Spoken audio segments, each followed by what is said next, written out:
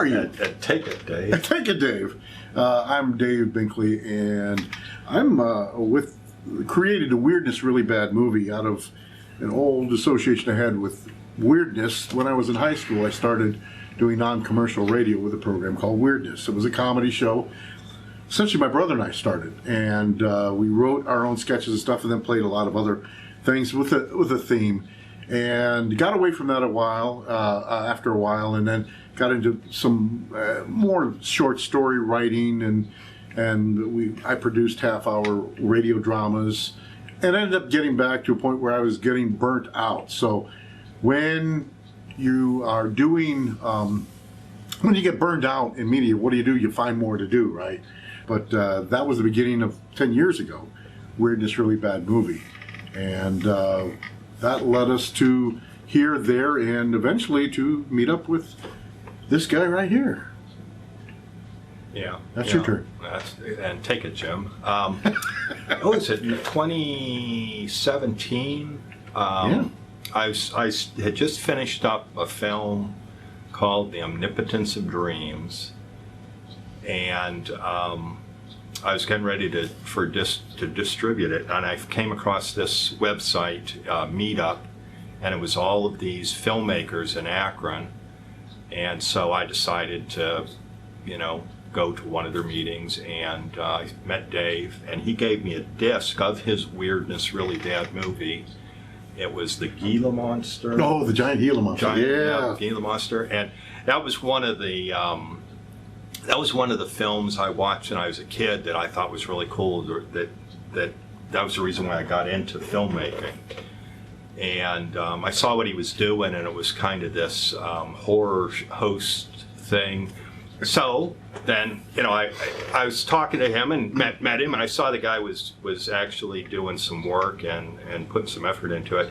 And so I decided to work on part of his openings. And so we went and reworked the opening of the Weirdness with this little spaceship that comes through a Twilight Zone door and everything like that. And when we were finished, we were sitting around talking, and we were talking about a political leader who was talking about building a space force. We are going to have the Air Force, and we are going to have the Space Force. And we thought about doing some skits with that, and we started talking about like 30-second, 1 minute, 2 minute skits, and it started to snowball and turned into Spaceship One. Yeah, it was too much work to do it for 1 minute. Right. And so I said, let's make a 5-8 minute podcast. Well. That didn't last long as we started writing scripts. Yeah. And, it looks like they're going to be, upon completion, close to 20 to 30 minutes per episode. But it gives you time to do a lot of different things when you're doing something like that. And never, when he looked up that website, did Jim ever think that this would explode into something like this. And the history that we're going to make at Goularty Fest is just absolutely, to me and to Jim and to Mike Mace, those of us that grew up in the area here and watched Houlihan and Big Chuck, and then turn that into watching Big Chuck and Little John. But to watch them on television, and here we are working with them on things that we've written and putting together. And I say we because although I do a lot of the writing, as Jim is doing the editing and putting things together, he said, oh, this would be great. And he takes time to create that and put it there. Oh, this would be great. And it takes time to put it, it's just, I call him Magic Jim. And I do. It drives him nuts, but I do. Well, so when I was 11 or 12, I saved up, I bought a Super 8 camera for $40. It was like a Kodak. You just put a 50-foot magazine in, and so I started playing around with editing and making films, and so I've always been kind of doing that. whether I was working in theater or any of my graphics projects. I'm always I understand that there's a structure to every artistic project, and so starting off with those old Three Stooges episodes, that's I started looking at things and saying, oh, there's kind of a structure to this. Well, there is to novels and everything. Oh, yeah. This has to happen here, and this has to happen here, and this has to happen here. I know a lot of my influences. I very early age, Laurel and Hardy movies. I think I've seen every one. Some of the Silence I might not have seen Oh, yet, yeah. but Laurel and Buster Hardy and the Buster Keaton, and from there going on to the Saturday morning cartoons and working up to Bob and Ray and to Stan Freberg and so many of the great artists of the 50s and comedians of the 50s and 60s and satirists.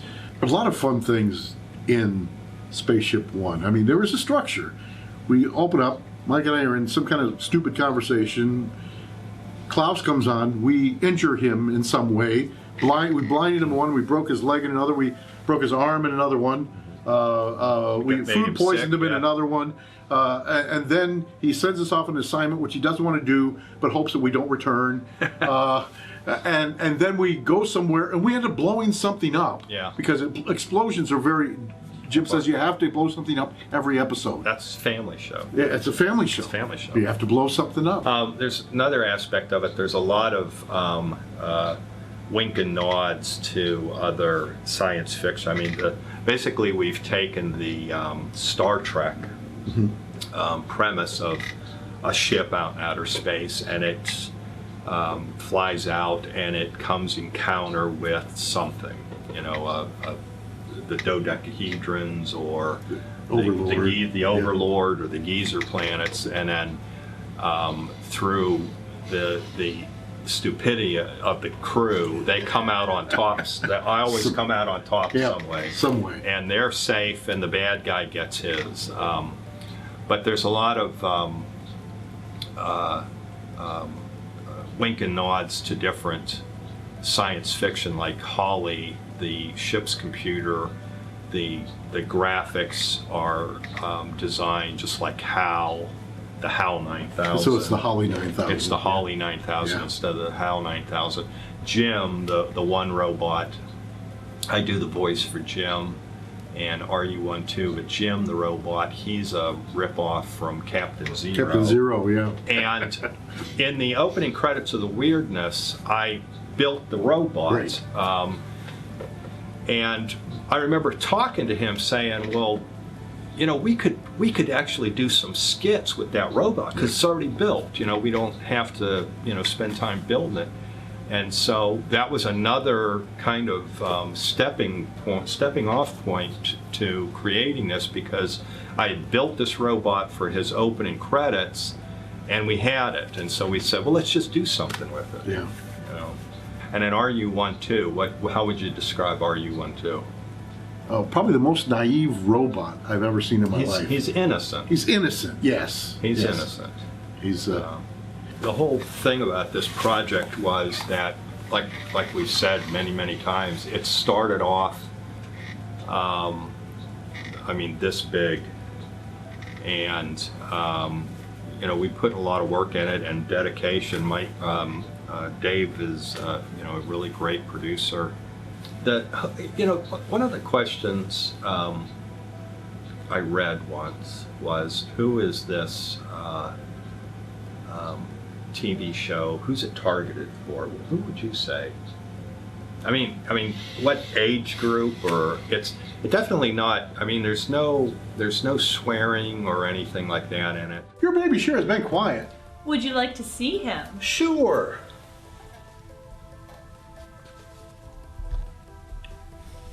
It's a chunk of Swiss cheese. That goes back with the whole way of Superhost, Right.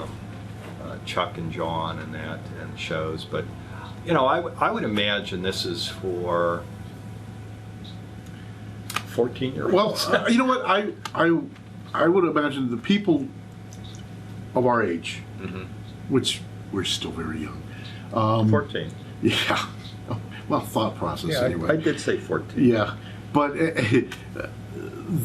we would get the most appreciation out of some of this. But on the other hand, with science fiction ties, and I've shown this to some people who had no idea who Houlihan and Big Chuck are, and there's enough science fiction references and stuff in here that they absolutely love, and hopefully that's what we do on Spaceship One. That we're entertaining.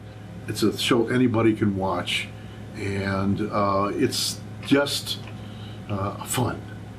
You're going to spend your time with there, and I can tell you what, when you're producing a show, and I've been producing shows for 40 years now, whether it be radio or television, combined, whatever. And I find as a producer, if you sit down and you feel like you spent half the time there that you actually spent, you did your job. You've entertained people. I think when you say, you are not going to realize when you watch Spaceship One how much time you just actually wasted of your life that you can never have back again. Yes. That because No. you are being entertained. You got snapped up in it, Yeah. and you have no idea how much time you just spent watching an episode of Spaceship Yeah. One.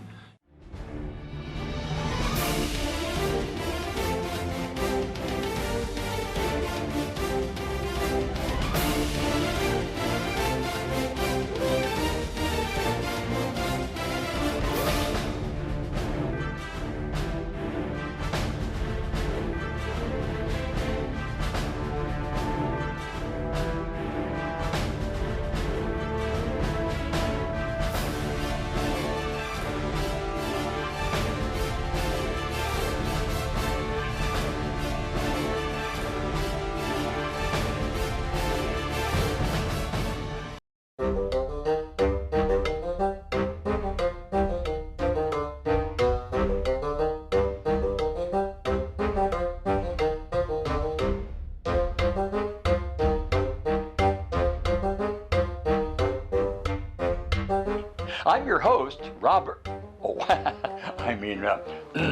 Houlihan, the weatherman. Now enjoy your stay, and don't forget to stop by our gift shop. Now stay off my lawn. And sunshine to you.